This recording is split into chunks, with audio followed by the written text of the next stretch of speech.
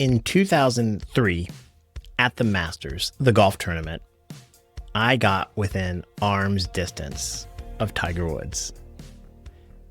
It was the 8th hole. I was on the rope line. My brother-in-law was right next to me. And over here was Elin Woods. She was standing right next to me. She wasn't Elin Woods at the time. She would become Tiger's wife and then get divorced in another car incident there. Next to Elin was Tiger's mom. And then right next to her was Phil Knight, the CEO of Nike. And so Tiger Woods comes walking up and he stood right next to Elin. Didn't say anything. It's like he was in the zone. He was playing his game, but he wanted to make his presence felt. And for me, kind of like that Prince aura from the Dave Chappelle show, that was, I was starstruck. And it's probably the only time I've ever really been starstruck in my entire life. I felt like ripping my shirt open and being like, Tiger Woods, I love you, sign my chest. I was such a fanboy, and I still am today. And that's what makes this DUI accident from last week such a tragedy. If you don't know, Tiger Woods was driving recklessly. He got charged with a DUI. I don't know the details, but it's a tragedy. It sucks. And I think it has a lot to do with private rides. My name is Levi Spires. This is the Tip You in the App Daily Drive podcast. Today's Daily Drive is brought to you by the Gig You app.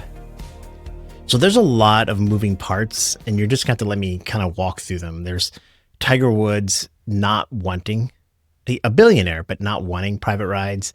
There is Uber buying Blacklane, like a private ride chauffeur type of business.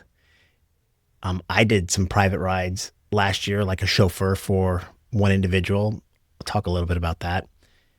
And then why I think it might be the future, because Jensen from the CEO of NVIDIA talks about even if cars are autonomous, maybe there will still be a person in the car, kind of that role, and maybe how that might work for you if you're an Uber driver. So there's a lot of moving parts. I'm going to try to get them all in. I've got my notes here, but bear with me. Let's get the boring stuff out of the way. Uber is buying Blacklane. Okay. But it kind of sends a signal. What is the future? Because what does Blacklane do? I don't know the details, but I think what they do is private chauffeur rides, like higher than Uber Black SUV, whatever that is, right? So it's like a custom chauffeur business, but they probably are an app and they probably service more companies or people and all this kind of stuff.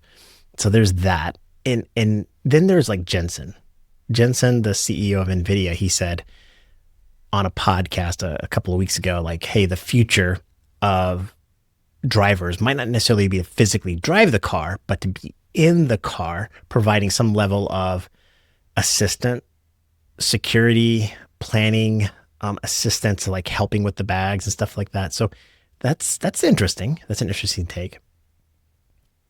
And then you think about like Tiger Woods. Why doesn't he use Uber Black or Blacklane or his own private driver chauffeur service? We don't know the answer, but TMZ reported that he likes the privacy of being in the car by himself. Probably he likes the freedom as a Uber celebrity person, being able to be in public, but not necessarily be in public, and controlling that to some extent. Who knows why? But I was last year a private driver for an individual, and probably a lot of you do it too. It didn't work out for me, and I don't want to get into reasons why it didn't work out. It was a good relationship. I think it could do something this year too. Who knows? But right now, it's just not going to work out. But for a period of about 6 months, I drove an individual. Here's what I learned about that. And here's what we could take away with all this kind of private driving stuff. Discretion. If there's one thing I can leave you with, is discretion. If you want to drive someone who has high net worth around, Tiger Woods maybe, what do they want? They want discretion. They want privacy. They don't want a fanboy. Like, Tiger, I would love to drive you if you'd let me, but probably too much of a fanboy. I'd be like taking selfies. Like, look at me, I'm with Tiger Woods. It would not work out. But a person is looking for, yeah, reliability, safety, but discretion is probably the biggest thing. And I think they want some level of professionalism. Like, they don't want just you showing up in your broken down car, not you, but someone like me, whatever, but somebody broken up in a broken down car, wearing a wife beater t-shirt and a flat brim hat, chewing gum. You know, they want somebody who's a professional. Now, if you live in a big city like Chicago, New York, LA, probably Atlanta, Charlotte, a few others, you've probably seen Uber Black drivers in their Cadillac Escalades. In New York City, they all have white button-down shirts and a sport coat. I didn't do that. I wasn't that level. But I think that's what they're expecting. Now, what does this have to do with the future of being an Uber driver? Well, I'm going to continue preaching. I think autonomous cars are going to replace Uber drivers, especially the Uber X drivers. If you're driving the bottom of the line Lyft or Uber rides, autonomous cars are coming for your job because they'll be more affordable. They're going to handle those short rides. What opportunity exists? If that's the threat, if you're familiar with strengths, weaknesses, threats, opportunities, if the threat is the short rides being handled by like a car, like a Zoox, the Amazon bus looking thing driving around 5-mile trips all the day, I think there is an opportunity for drivers, if you're willing to be professional enough, if you have a nice enough vehicle, to build relationships with people that have high net worth, that are busy, professionals, whatever they might be, to take them and drive them. Yes, an autonomous car could take them, but they're willing to pay more for someone to handle things for them. And that's ultimately what I did when I did my little stint as a private driver for someone. I handled the business, the things for them. So knowing where to stop on the road trip, finding where the restaurants were, handling the luggage, when that person got out and went to a meeting, they were able to keep their car theirs. So I was able to, they kept all their things in the vehicle, and I secured that for them. So 2 hours later, they came out, the car was still theirs. That's one of the downsides of like an autonomous car. You have to get everything out of the car and then put everything back into a new car, or a different car would be the right way. I think that's an opportunity. If you're an Uber driver today and you're willing to take that next step, that might be an option. And I'm not talking about flipping somebody at the airport. That's a dumb thing. If you pick up somebody at the airport as an Uber driver, just take them to the place. Don't try to negotiate some sort of cash price so you can get an extra $20 out of it. And I don't think there's a lot of money in being a private driver for a lot of people, where they're calling you and texting you to take them $20 here, $20 there. I mean, that could be a thing. I just wouldn't do it. But here's the real opportunity. Autonomous cars, if you notice the way they're rolling out in zones. Like, this is Waymo's zone. In the city of Austin, Waymo drives in this area.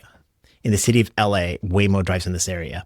In the city of Charlotte, they're going to drive in this little area. But they're not going to go Charlotte to Atlanta. They're not going to go from LA to San Francisco. Not yet. In the future, they may, but that's a bigger stretch. Autonomous cars are being granted permission to drive autonomously, not in a state, not in the nation, not even in all of a city, but in small municipalities, parts of a city. So they're going to grow in those areas. So let's put a lot of things together here, a lot of moving parts. Let's think about Tiger Woods for a second. A Tiger Woods that doesn't have a private jet. Now, that person who makes a lot of money, doesn't have a private jet, but still, let's say, makes well into the 6 figures, maybe 7 figures every year. And they're they're very busy. They can afford $2,000 a month in car payments and insurance and stuff like that. Getting a private driver relationship where they're paying a retainer of $1,000 or $2,000 a month to be on call isn't that difficult. Here's another way to do it. A law firm.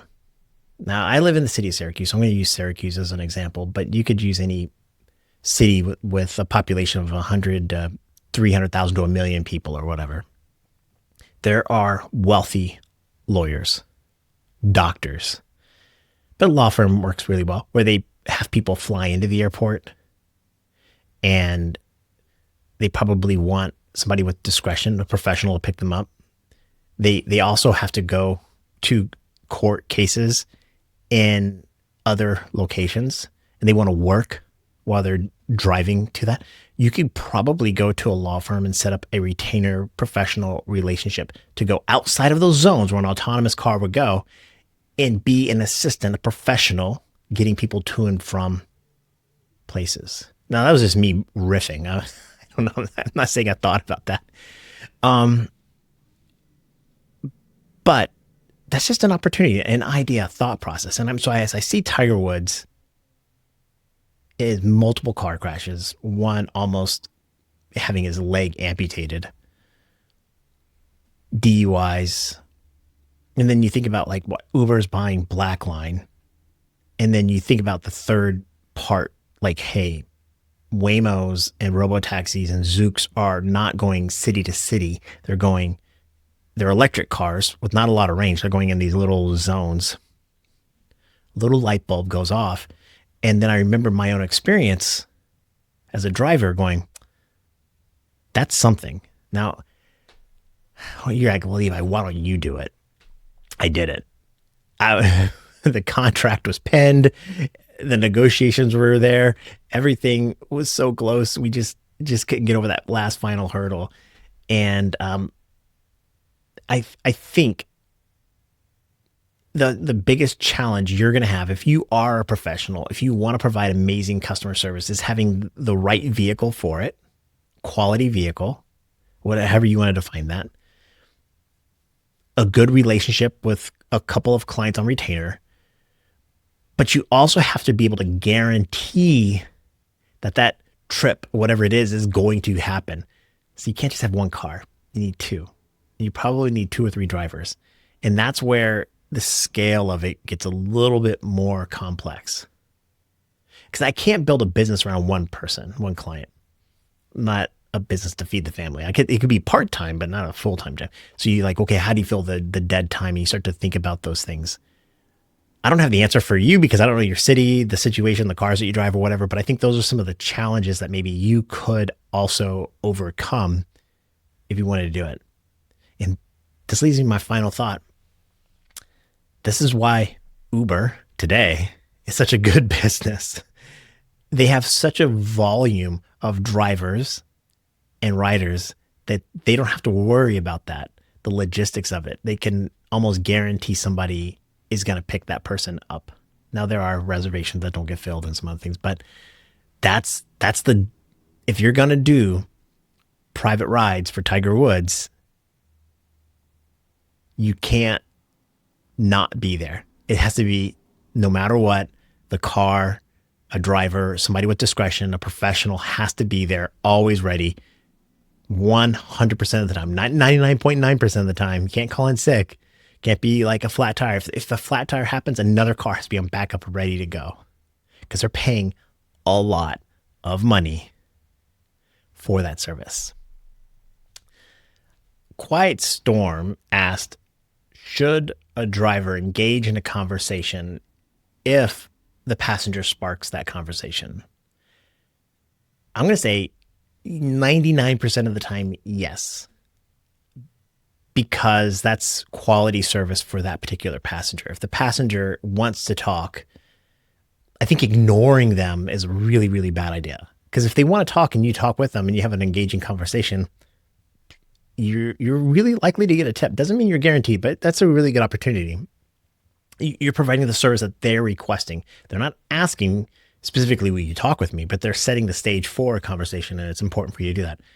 I would caution, though, that they're not your friend. They're not your buddy. And you still have to treat it like a professional. So you can't talk about things that that are against Uber's terms and conditions, whatever that might be. You don't want to be say vulgar things, insulting things. You want to tread lightly on any controversial subject. You don't want to argue with them. Engaging conversation, in my opinion, means allowing them to talk about whatever they want and kind of just facilitating that, pushing it along a little bit, answering their questions if they ask them. I'm not trying to say I don't talk to passengers, because I do. I talk all the time, but I talk about what they want to talk about without getting in the world of things that would violate standards and norms. So if they say racist things, I'm not going to go along with that. If they say things that I'm trying to think of other examples, but I don't know. But you know what I mean? When you get in that situation, you know what it is. But if Uber were to see you having that conversation, you want them to go, that's a great conversation. You don't want them to go, hey, that's not the kind of person we want driving a car, I guess would be the way to say it.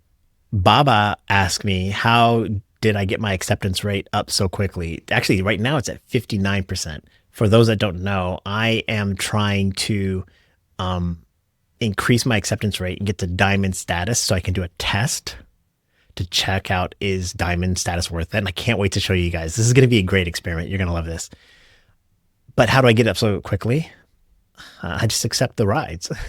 No, I live in a place where there aren't that many crazy rides. In fact, I could probably get to 100% pretty quickly, but most of my long rides are like out of the city. So for example, last week, Friday, I think it's Friday, Cornell University was going on their spring break, and I was down there driving, and my acceptance rate would have gotten a lot higher, but I got offered 10, 20 rides, like from Ithaca to Penn State, Ithaca to New York City, which are like 4 or 5 hour drives, and I wasn't doing those. So yeah, I just accept all the rides. And then I do a lot of short rides. So when you do a lot of short rides, the volume number clicks up too. So it's easy to, if you do a lot of short $4 and $5 rides, it's pretty easy to get your acceptance rate up. The question is it worth it? Answer TBD. And Gary asked, is GigU available for the iPhone? Not yet, but I have a meeting with them tomorrow. Maybe they got some news for me. I'll let you guys know. Hey, my name is Levi Spires, drivers for 2026. I want you to have fun. I want you to make as much money as possible. I want you to be safe. I want you to be healthy. I want you to be happy, but I want you to have fun. I want you to enjoy the ride. I don't know about you, but for me, Uber driving got to be a little bit of a grind. And so for this year, my goal is let's enjoy it again. And I have been. I appreciate it. You guys are helping me make this enjoyable. I really appreciate it. Please be safe, be healthy, be happy, and know that I'm cheering for you. Be well. Bye.